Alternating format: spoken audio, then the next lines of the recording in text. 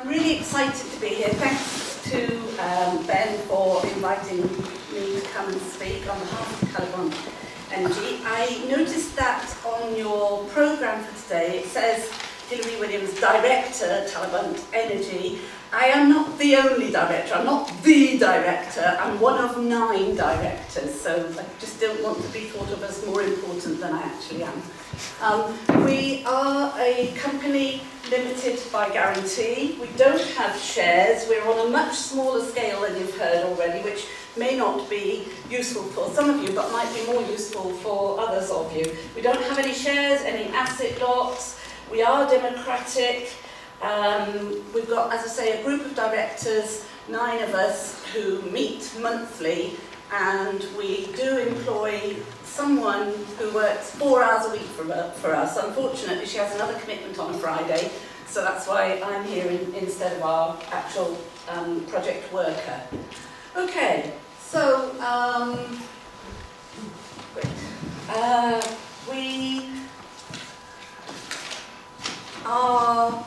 we've been functioning for quite a while. We've got a display up at the back which you can have a look at over the lunch period. As I say, I am very excited to be here. The Exmoor National Park seems to be very forward-thinking, and it's delightful to hear about that. We've had some struggles with our own national park getting them to see things from our point of view. So I shall be taking information back from here to go to the Brecon Beacons National Park. So green is the appropriate colour of today because I'm green with envy at some of the things that are going on down here.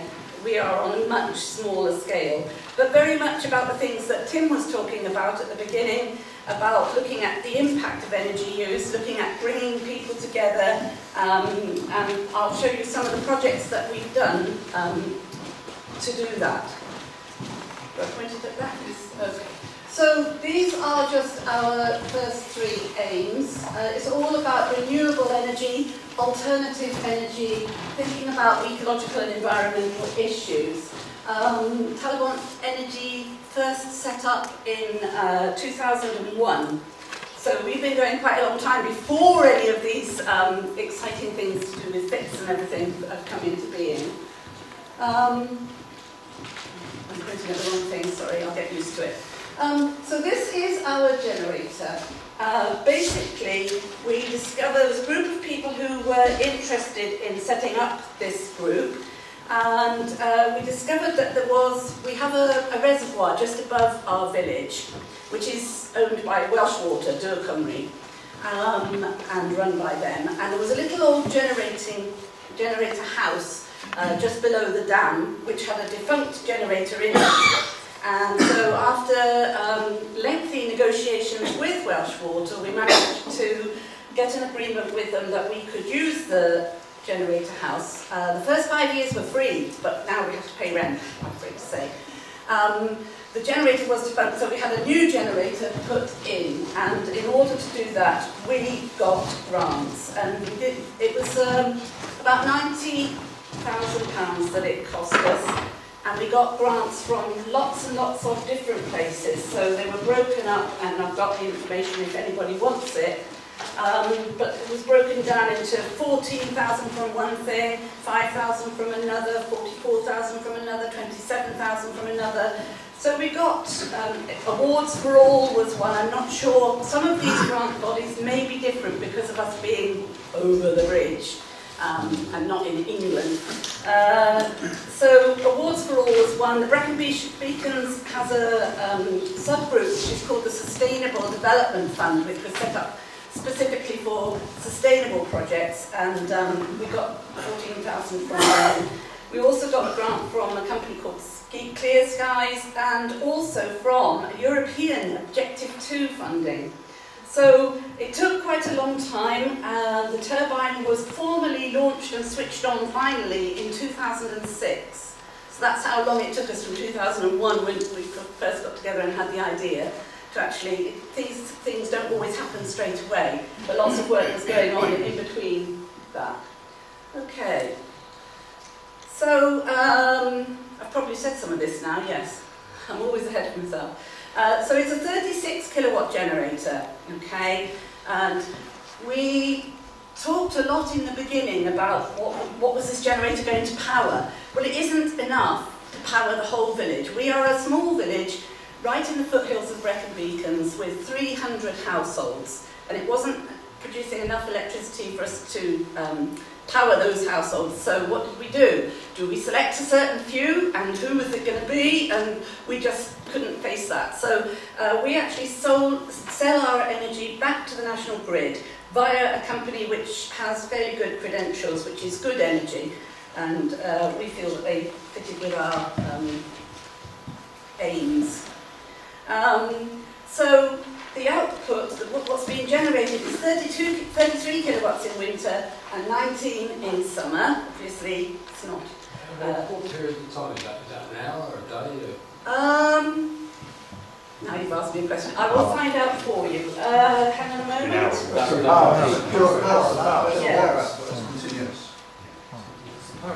That'll be peak. Multiplied by 24 for kilowatt hours per day. Yes. That's right. But the power is produced 24 hours a day, 7 hours a week, because we're in Wales. We're not doing solar as much. We are doing water power, because we've got a constant source of that. Okay. So our average income is 20,000 per annum, and that is purely for us to spend on renewable, sustainable projects for the community that we live in. In 2009, it was actually 30,000 per annum, so, but 20,000 is the average. Okay. So the funds have been used for various community projects, some bigger, some smaller, and I just wanted to run through what the range of those have been. So the whole company, the whole community has benefited from this. There's only 9 directors of the company. We have about 50 members apart from the directors, so it's not yet the whole community, and we're still working hard to try and get more people in the community involved so that it's a whole community, and it's really nice to hear that there are places where you're getting the whole communities involved. Okay, so these are some of our projects. We have, why isn't the last one coming? There we are. So we've had a project on it with the electric bikes here. We have a project with 2 different alternative vehicles. This is Bluebell, our electric car, and outside in the car park is Mr. Chips, which is our biodiesel car, which we have come in today. So we have, our carbon footprint has been very good coming down here. We also have a schools project, which I'll tell you about, and this is our village hall, which is not half such a nice building as this, isn't it? But we have had photovoltaic panels put on it, and Bluebell is actually charged from the electricity from those panels, which is really good. Okay, so the first big project that we did, as I said, the generator was switched on in 2006. So in 2007, the first thing we did, we started very small, built up a bit since then, was to do a carbon survey. So we got 9 volunteers who were recruited and trained, and then they went round to find out the carbon footprint of 10% of the households in the Talybout-on-Usk area. So based on that, 30 households were surveyed, and what we discovered from that was that the average carbon footprint was actually already quite low. 6.56 tonnes as opposed to 10 tonnes per annum in the UK as a whole. We're not sure exactly why that is, but there were it was a very small percentage of people taking long air trips, you know, using aeroplanes and going abroad and things. So maybe that had something to do with it. So we found out that, then we decided, all right, what do we do with this information? So in 2008 we set up our energy meter trial, which was using these smart meters. And what we did was we found, oh my goodness, I got a new laptop. I was playing around with what it could do. I thought I'd taken that off, sorry. Okay, so we tried to find, and we did find, 10 households to use a smart meter for a month, and then they filled in a survey before they used it, they filled in a survey after they used it, and the idea was about changing people's attitudes. We've got a psychologist as one of our directors, so we're very interested in changing people's attitudes, but it is actually really important because you don't get any change unless you can change the way people think about things. So what were the results of that trial? We looked at, as I say, the psychology of it, and also did having the meter affect the way that they used their energy. So it was only for a month, it was a short time, but what we found was that 90% of the households in the trial reduced their use by 9%. And we also had a control group, so we tried to do it as a proper research thing. And the control group's use actually went slightly up in the same period. It was done November, December time, so that was when energy use would have been high. Actually, we had one of these smart meters in our house, and I was horrified. My husband was very fed up because he kept getting shouting at taking too long showers and things like that because this meter was going crazy when he was... I had no idea. I'm a complete novice to the area of science. I've had to do a lot of learning since I became involved with this project. And I didn't realise that a kettle used so much more electricity than a laptop, for example. It seemed weird to me. Okay, so it was quite good to find out this information and then to circulate it to people. We do have a website which is Talybout-on-Usk.co.uk, and there's more detail and much more of the number information on that website if anybody's interested to look at that. So 2009 we decided to take a slightly different tack, so we were thinking about all the travel that all of us do in our cars using fossil fuels and what have you. So we decided to have an electric bike trial. So this is one of the ladies who actually went on the trial. We had 2 different electric bikes just to compare them against each other as well for 1 year. And people could book these. We did a lot of publicity in all the local tourist places because of the Brecon Beacons, there's quite a lot of tourism. And people could come and book these bikes and fill in a survey before they use them and after they use them. And actually, we did have a whole lot of people that actually booked them and used them. Trying to get people thinking about more sustainable transport systems and getting them out of their cars a bit. So, the surveys that we did found the following. So 2,714 miles travelled on the bikes, which was, I thought, pretty good going. And I even overtook my husband going uphill, which has never been heard of before. He didn't have his electric bit switched on then. Loads of people really enjoyed the experience. And actually, it's now 7. One more has bought one now. 7 people bought themselves an e-bike after trying them.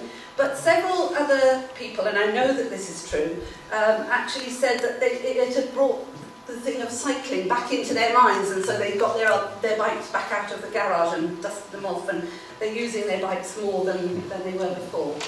But all of these things, we try and get it to be fun. So we have a big launch of the bike trial in the local village hall, and the local MP came along and rode the bike, and we got a lot of publicity from it in the local papers, and just trying to get people thinking differently and thinking that it doesn't all have to be doom and gloom, all this stuff about, you know, sustainable energy and alternative energy. You can have fun while you're doing some of these things. So then, 2010, we first set up our community car club. And this is a poster. We've actually saved more than that now, but we had posters up everywhere telling people how many tons of carbon had been saved. And this is one of the graphics just to show you what we use. So again, it's about changing people's attitudes to transport, but also thinking about encouraging car sharing and looking at it in a totally different way.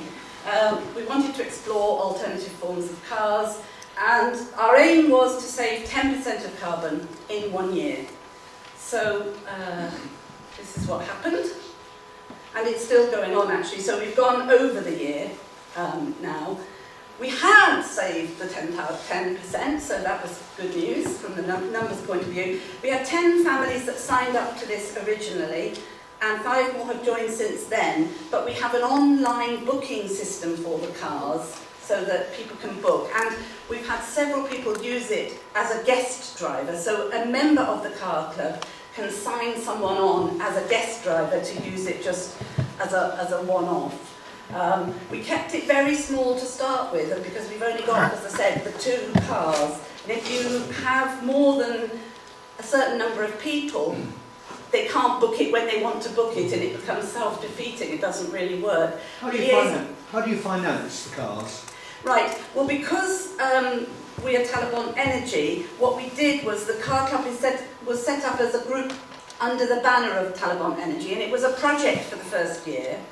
So the energy group bought the cars with money from what was generated. They also insured them for the first year. Then people pay a membership fee to join the car club, the regular members, and we have an amount they get charged for time used and for mileage done. And it's a different charge for the electric car to the biodiesel car. Obviously there are costs we have to cover. So people are having to pay to use it. But if you can use it properly, one family has actually been able to get rid of a second car. They've got their main car for the person that uses it the most, but the other people in the family can book this the cars to go and do whatever they want to do, the car that doesn't get used as often. And we hope that that would expand and go further than that as well. And we've got logos on the cars. You saw a brief picture of Bluebell there, and that we've got it on the outside of Mr. Chips out. And that, Mr. Chips has been to Scotland, down to Cornwall, over to London, up to the Lake District. Bluebell doesn't get quite that far. She's one of the first models of electric cars, so she is used much more for people doing local shopping trips or going to the doctors or things like that within the local area. The range is about 30 miles before she needs charging up again.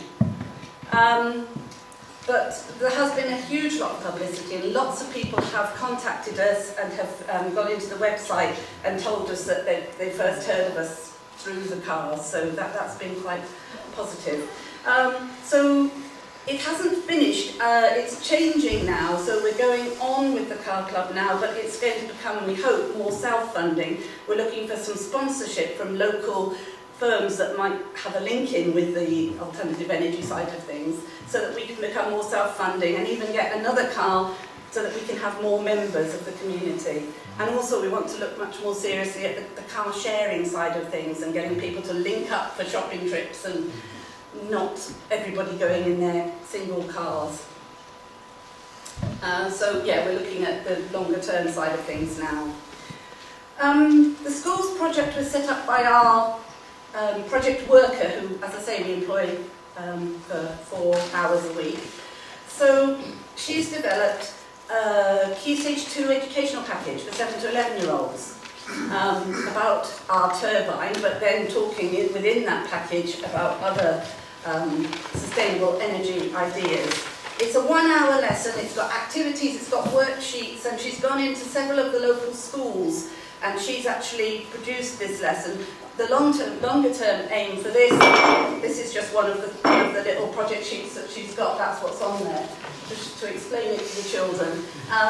But it's been really well received by the teachers. It fits in with the national curriculum aims that they've got, and the idea is that eventually the teachers themselves will be able to use it, and it wouldn't involve one of us having to go in and do it. So that's been really exciting. So we also very much have it in our minds that we want it to be bringing the things that we do to be bringing the community together more. As I said, we've only got 50 members within the community and there are 300 households. So one of the other things we did was to purchase some AV equipment, so a screen that actually comes down from the roof and a projector that's up in the roof in our village hall, Henderson Hall. it's enabled us, the village, to run training courses. We have flicks in the sticks, which is great, and you can bring along a bottle of wine and snacks and things, and people all get together. And hire out, we've also hired out the hall to other groups. The police use it quite often, actually, interestingly. I don't know why that is, but anyway, they do. It's very much about bringing the community together, and also, what is happening here? Oh dear, this was a bad idea, wasn't it? We'll get there in a minute. Shall I tell you what it says before it comes up? It also means that we've got a captive audience when people come to the events that we've held there, and so they see us more as being people that are approachable, and that we can share ideas and we can ask them for their ideas and build on those. Oh, this is driving me mad. I'll have to look up what that one is, because I'm not using that one again. Okay, so trying to get the community to join in more with our projects and activities and what have you. And 2011 that's supposed to be, not 201. I don't know where the other one's gone. So this was just this year now. We've had the photovoltaic panels put on the village hall, and they're generating some of the hall's electricity, and at the moment it's because Talybout-on-Usk Energy has paid for the panels. The fits are being shared between Talybout-on-Usk Energy and the village hall, the local community, and then after a certain period of time the agreement is that that all goes to the community hall then. So it's the benefit of the whole community, as I say, and Bluebell gets her charge from there, so that's been a nice spin-off for us. And this is the most recent thing. We thought, what's our next project going to be? Because before the last one's finished, we're always thinking of the next one.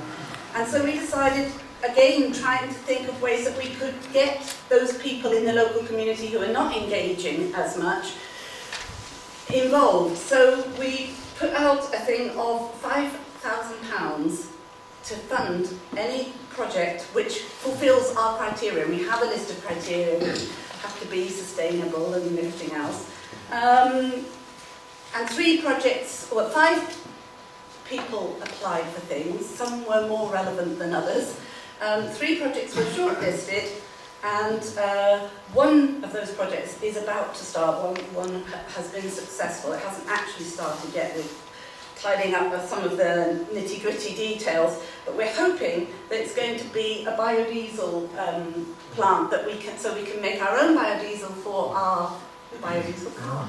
That will be have a knock-on effect on that.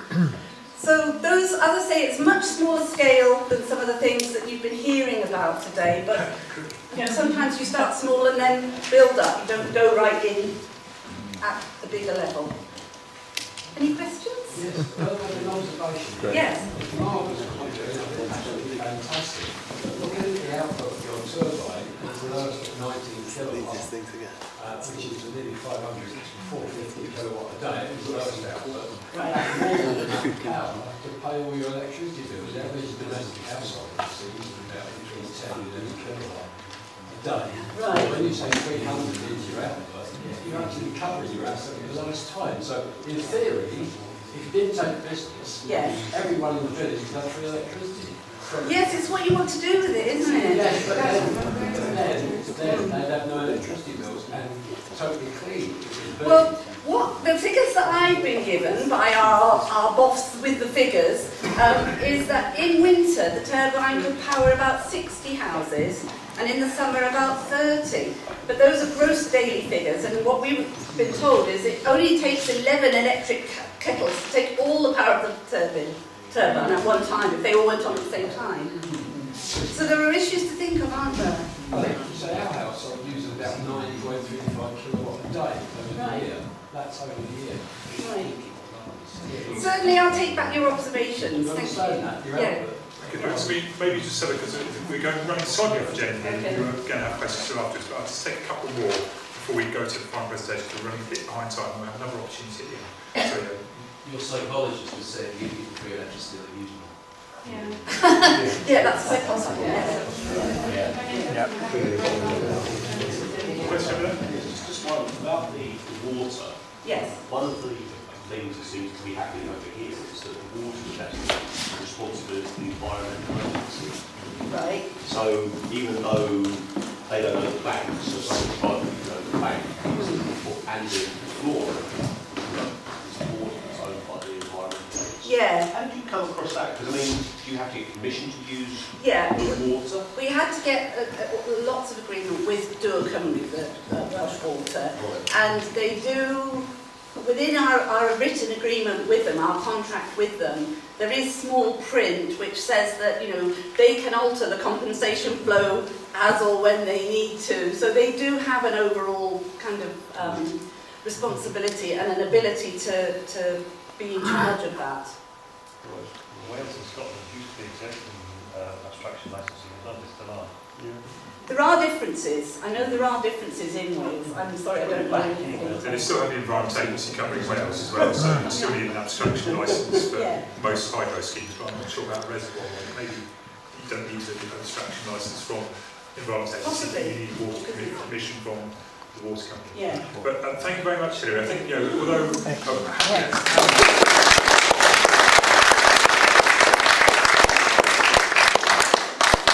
Hilary is, you know, they're very lucky to get their scheme up at a time when grants were allowed and you still get the feed-in tariff or the renewable obligations, as it was then.